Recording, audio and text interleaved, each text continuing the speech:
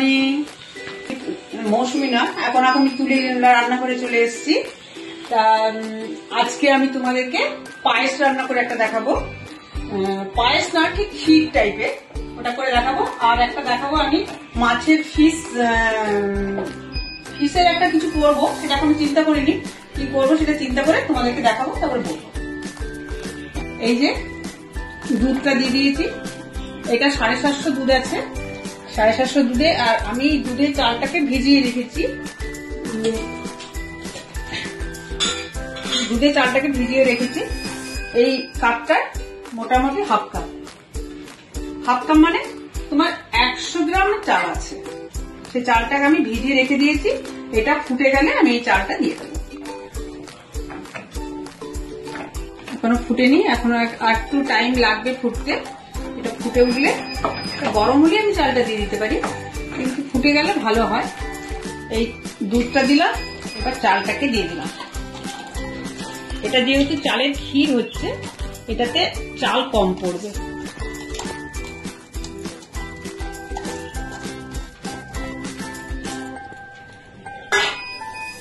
এবার কন্টিনিউয়াস নাড়তে হবে, কিন্তু নাহলে তলায় কিন্তু ধরে যাওয়ার চান্স বেশি থাকে। একবার যদি পায়েস ধরে যায় না, তাহলে আর খাওয়া যাবে না। তার জন্য কন্টিনিউয়াস নাড়তে হবে।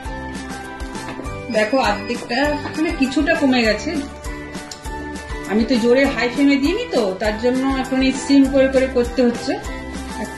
একটু জল মানে দুধটা মরে গেলেই তখন আমি হয়ে যাবে। দেখো এগুলো চালগুলো দেখো অর্ধেকটা সেদ্ধর মুখে হয়ে এসছে। যেহেতু দুধে ভিজানো আছে, বেশিক্ষণ টাইম লাগবে না।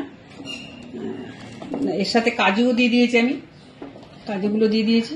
কাজুগুলো মানে ফুলে ফেপে যাবে ক্ষীরের সাথে। কাজু একটু মানে খুব নরম না হলে ভালো লাগে না, তাই জন্য কাজুগুলো দিয়ে দিয়েছি আমি। এই দেখো হয়ে গেছে। এবার আমি এই গুড় দিয়ে দেবো। আমি আর ভাঙলাম না আজকে, আমি এমনি গলে যাবে। গুড়টা খুব নরম, আস্তে আস্তে করে গলিয়ে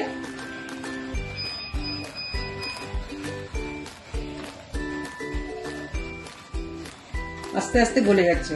দেখছো কালারটা আসছে যখন, ও বলছে।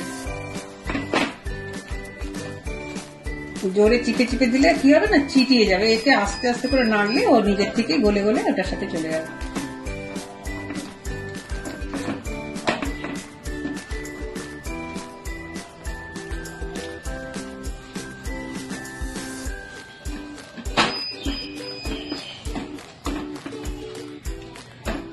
দেখেছো ক্ষীর, এই গুড় গলে যাবে, তারপরে একটা ফুট আসবে, বলক আসবে, তারপরে নামিয়ে দেবো আমি। দেখো আমার ক্ষীরটা মোটামুটি হয়ে গেছে।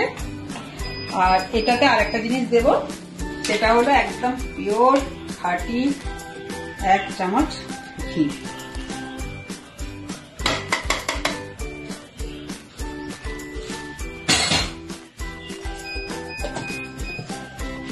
ঘিটা দিয়ে একটা জাস্ট ফুটে আসবে, নামিয়ে দেবো। আর কিছুক্ষণ পর এটা একদম নিজের জায়গায় চলে যাবে, যতটা টানবে টেনে নেবে।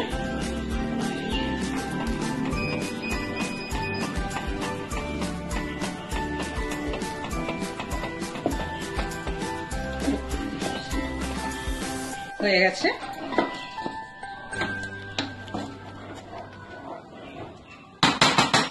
এবার ঢেলে দিয়ে সার্ভ করে দিই।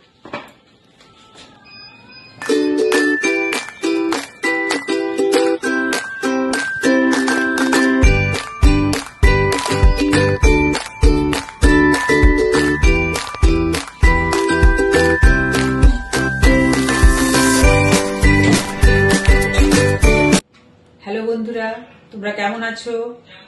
আজকে আমি গোবিন্দভোগ চালে পায়েস রান্না করলাম।